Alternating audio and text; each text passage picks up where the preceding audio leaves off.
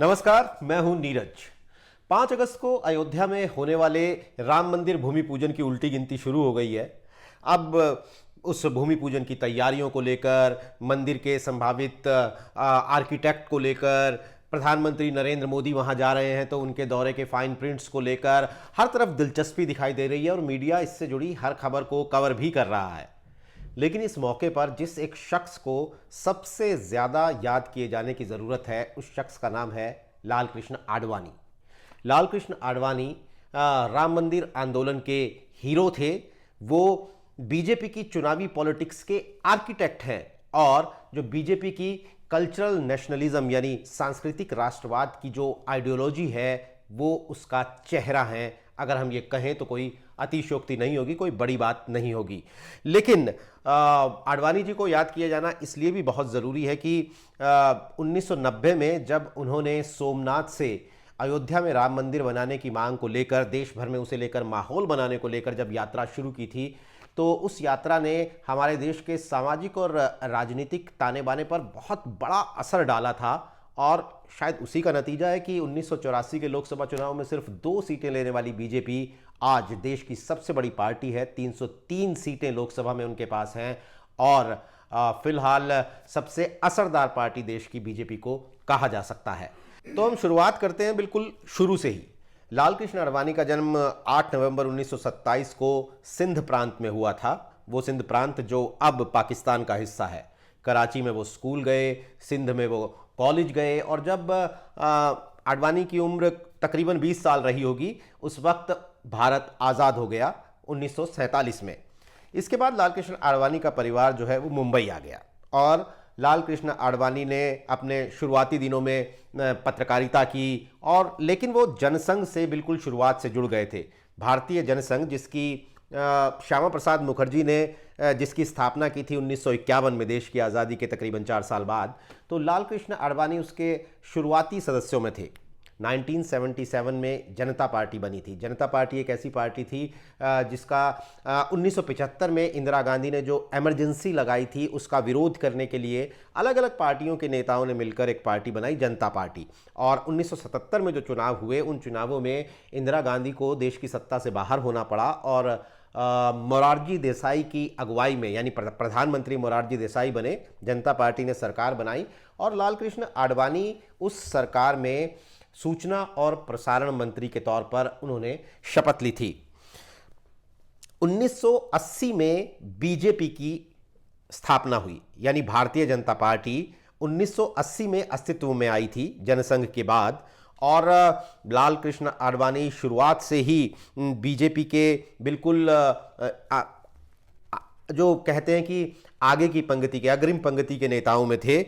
और बीजेपी ने फिर जो हिंदुत्व की राजनीति का एक चैप्टर शुरू किया हमारे देश में, आडवाणी उसका प्रमुख चेहरा थे। ये प्रयोग आडवाणी का काफ़ी सफल भी रहा और जैसा कि मैंने आपको बताया कि 1980 में बनी भारतीय जनता पार्टी 1984 में सिर्फ 2 सीटें लाई, लेकिन उसके बाद उसका सफ़र बहुत तेज़ी से चढ़ते हुए ग्राफ का रहा। वो मैं आपको आगे बताऊंगा और किस तरीके से लाल कृष्ण आडवाणी का उसमें योगदान रहा।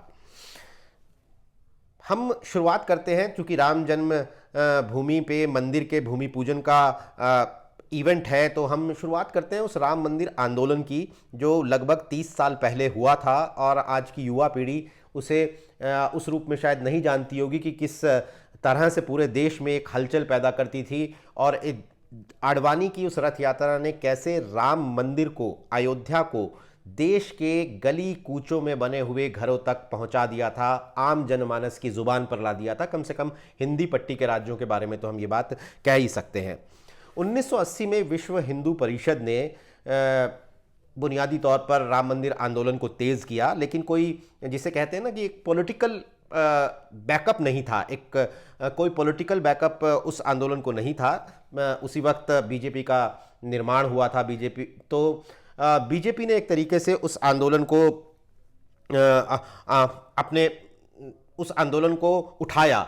आडवाणी उस मौके को उन्होंने बहुत ही स्मार्ट पॉलिटिशियन होने के नाते वो समझ गए थे कि आने वाले वक्त की राजनीति को मैं इस आंदोलन के ज़रिए एक डायरेक्शन दे सकता हूँ, एक दिशा दे सकता हूँ। तो उन्होंने इस आंदोलन को इस आंदोलन का वो चेहरा बने।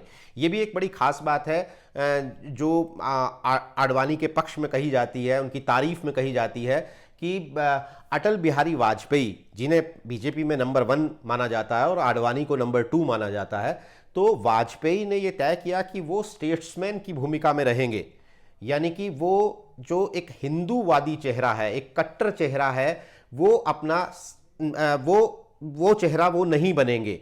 तो आडवाणी ने यह फैसला किया कि नहीं, वो चेहरा मैं बनूंगा, सेकुलर बहसों में, धर्मनिरपेक्षता की बहसों में होने वाली जो तमाम आलोचना है वो मैं झेलूंगा, और लेकिन इसके बावजूद भी मैं पार्टी में नंबर 2 बना रहूंगा, नंबर 1 के लिए, पहले नंबर के लिए कभी क्लेम नहीं करूंगा। 1995 में लाल कृष्ण आडवाणी ने खुद ये घोषणा की थी कि हमारी पार्टी की तरफ से प्रधानमंत्री का जो चेहरा है वो अटल बिहारी वाजपेयी हैं, और सब लोग हैरान भी रह गए थे और आडवाणी की इस बात को लेकर काफ़ी तारीफ भी हुई थी।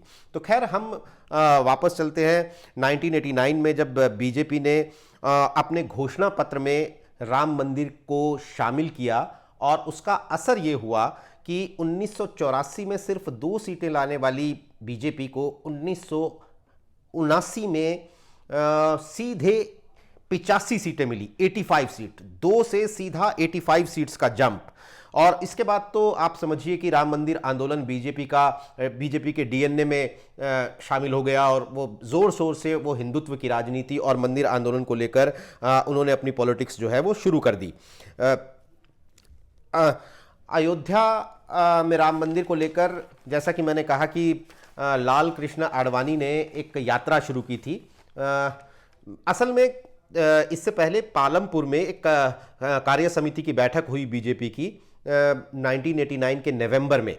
उसमें एक प्रस्ताव, राजनीतिक प्रस्ताव पास किया गया, और बीजेपी ने एक पार्टी के तौर पर साफ ये ऐलान किया उस प्रस्ताव में कि सरकार को चाहिए कि वो राम मंदिर का जो मसला है उसे अदालत के भरोसे ना छोड़े, ये अदालत नहीं कर सकती। संसद में कानून बनाकर आप सीधे सीधे राम जन्मभूमि जो है वो हिंदुओं को सौंप दीजिए, क्योंकि ये उनकी आस्था का सवाल है। तो ये एक प्रस्ताव पास होने के बाद इस आंदोलन ने बहुत तेज रफ्तार पकड़ी, और 25 सितंबर 1990 को सोमनाथ से लाल कृष्ण आडवाणी ने अयोध्या के लिए यात्रा शुरू की। सोमनाथ और अयोध्या, इन 2 जगहों का भी बहुत ही एक सिंबॉलिक रिप्रेजेंटेशन था, सीधे सीधे हिंदू आस्था को देखते हुए। जब ये रथ यात्रा शुरू हुई तो इस रथ यात्रा ने बहुत ही सुर्खियां बटोरी। आडवाणी के जोशीले भाषण और जन समर्थन जो इस यात्रा को मिला, वो एक तरीके से इंडियन पॉलिटिक्स का एक बहुत ही बड़ा अहम चैप्टर है, और आडवाणी को उस आंदोलन ने हिंदुत्व का नायक बना दिया। जैसा मैंने कहा कि जो एक बीजेपी की हिंदूवादी पॉलिटिक्स हो, या फिर वो कल्चरल नेशनलिज्म, सांस्कृतिक राष्ट्रवाद की जो विचारधारा थी, उसका चेहरा लाल कृष्ण आडवाणी बन गए। और हिंदी पट्टी के राज्यों में तो बीजेपी का ग्राफ उस आंदोलन की वजह से बहुत ही ज़बरदस्त तरीके से पनपा था। 30 अक्टूबर को अयोध्या पहुंचना था उस यात्रा को, लेकिन उससे पहले एक जगह पर बिहार में समस्तीपुर में लालू प्रसाद यादव, जो कि एक बिल्कुल बीजेपी की पॉलिटिक्स के बिल्कुल उलट एक पॉलिटिक्स कर रहे थे आइडियोलॉजिकली, उन्होंने 23 अक्टूबर को उस रथ यात्रा को वहां रोक दिया। लाल कृष्ण आडवाणी को गिरफ्तार कर लिया गया, और 30 अक्टूबर को जिस तरह से राम मंदिर के निर्माण को लेकर एक कार सेवा शुरू करने की जो बात थी, वो इस घटना के बाद खत्म हो गई। लेकिन लालू यादव भी नेशनल पॉलिटिक्स में एक चेहरा बन गए उस घटना के बाद, और लाल कृष्ण आडवाणी तो जैसा मैंने आपको बताया कि उस आंदोलन ने न सिर्फ उन्हें बल्कि एक पार्टी के तौर पर बीजेपी को भी एक बहुत ही फायदा पहुंचाया, बहुत ही ज़बरदस्त तरीके से। अब आते हैं सीधा 1992 पे। 1992 के दिसंबर में कार सेवा का ऐलान हुआ, और फिर 6 दिसंबर को जो हुआ वो इस देश की हिस्ट्री का हिस्सा है। आप सब जानते हैं कि 6 दिसंबर को राम जन्मभूमि बाबरी मस्जिद का जो वो विवादित ढांचा था वो कार सेवकों ने ढहा दिया।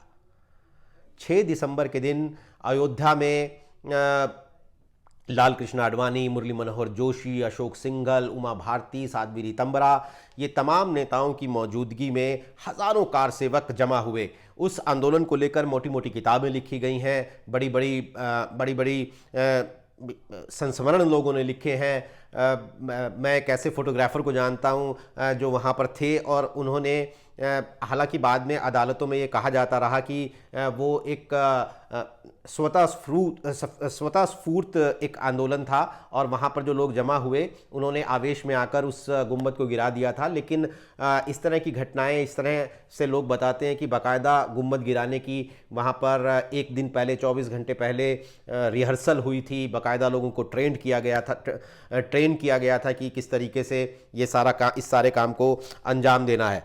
तो खैर 6 दिसंबर की घटना सब जानते हैं कि किस तरीके से बाबरी मस्जिद के गुंबद गिरा दिए गए और वहाँ पर एक तरीके से राम मंदिर की स्थापना जो जिसे कहते हैं, हालांकि मामला अदालत में था, वहाँ राम मंदिर तो नहीं बन सकता था उस वक्त, लेकिन एक वादा जो बीजेपी अपने घोषणा पत्र से लेकर अपने चुनावी भाषणों तक में लोगों से कर रही थी, एक तरीके से उन्होंने लोगों को ये यकीन दिलाया कि हम अपने इस वादे को पूरा करेंगे और एक ना एक दिन मंदिर भी बनवाएंगे। उस वक्त उस विध्वंस को लेके कई मुकदमे हुए थे। लाल कृष्ण आडवाणी आज भी उनमें से एक मुकदमा झेल रहे हैं। अभी कुछ दिन पहले भी उनकी पेशी हुई थी। तो जैसा मैंने आपको बताया कि आडवाणी की राजनीतिक शख्सियत का एक पहलू ये है कि वो हिंदुत्व का चेहरा होने के बाद भी उन्होंने 50 साल की अपनी लंबी संसदीय राजनीति में नंबर 2 पर बने रहना उन्होंने कभी नंबर 1 के लिए बीजेपी में दावा नहीं ठोका। जब वाजपेयी प्रधानमंत्री बने तो लाल कृष्ण आडवाणी उप प्रधानमंत्री बने। और पॉलिटिक्स में शुचिता नाम का जो शब्द आज खत्म हो गया है। आज आप देखते हैं कि कई आरोप लगने के बाद भी बेशर्मी से जो नेता हैं वो अपने पदों पर बने रहते हैं। लेकिन 1996 के एक हवाला कांड में लाल कृष्ण आडवाणी का नाम आया था और उन्होंने नाम आने के फौरन बाद अपने पद से इस्तीफा दे दिया था। हालांकि वो बाद में बरी हो गए, लेकिन उसे इंडियन पॉलिटिक्स में जो एक मिसाल के तौर पर याद किया जाता है कि किस तरीके से विवादों में आने के बाद एक राजनेता का जो रवैया होना चाहिए वो ऐसा होना चाहिए जैसा लाल कृष्ण आडवाणी ने हवाला कांड में नाम आने के बाद किया था। लाल कृष्ण आडवाणी आज कहाँ है? लाल कृष्ण आडवाणी आज बीजेपी की सक्रिय राजनीति में कहीं नहीं है। 2014 में जब नरेंद्र मोदी ने केंद्र की सत्ता संभाली, वो दिल्ली में प्रधानमंत्री बने, तो उसके कुछ ही हफ्तों बाद एक मार्गदर्शक मंडल बनाकर लाल कृष्ण आडवाणी को वहाँ भेज दिया गया। कुछ लोगों ने उसे उस वक्त डस्टबिन की संज्ञा दी थी कि जिन नेताओं को बीजेपी अपनी स्कीम ऑफ थिंग्स से बाहर करना चाहती है उन्हें मार्गदर्शक मंडल में डाल दिया गया है। सोशल मीडिया पर लाल कृष्ण आडवाणी एक्टिव नहीं है, हालांकि उनकी उम्र अब 92 साल हो चुकी है, लेकिन उनका एक ब्लॉग है जिस पर वो गाए बगाए चीज़ें लिखते रहते हैं। अभी हाल फिलहाल में तो उन्होंने कुछ नहीं लिखा, लेकिन साल 2 साल पहले तक उनका हर ब्लॉग चर्चा में रहता था, वो जो भी लिखते थे। उनका लंबा सियासी अतीत और उनका जो लंबा अनुभव है इस देश की पॉलिटिक्स में, इस देश की पार्लियामेंट्री पॉलिटिक्स में, उन्हें हम आज़ादी के बाद इस देश ने जिस तरीके से करवट बदली है, तरक्की के जिस पायदान तक ये देश पहुंचा है, उसके सबसे बड़े गवाह के तौर पर हम लाल कृष्ण आडवाणी को याद कर सकते हैं। राम मंदिर भूमि पूजन से जुड़ी तमाम खबरें और यूपी से जुड़ी हुई हर खबर आपको मिलेगी हमारे यूट्यूब चैनल यूपी तक पर। आप लगातार यूपी तक देखते रहिए।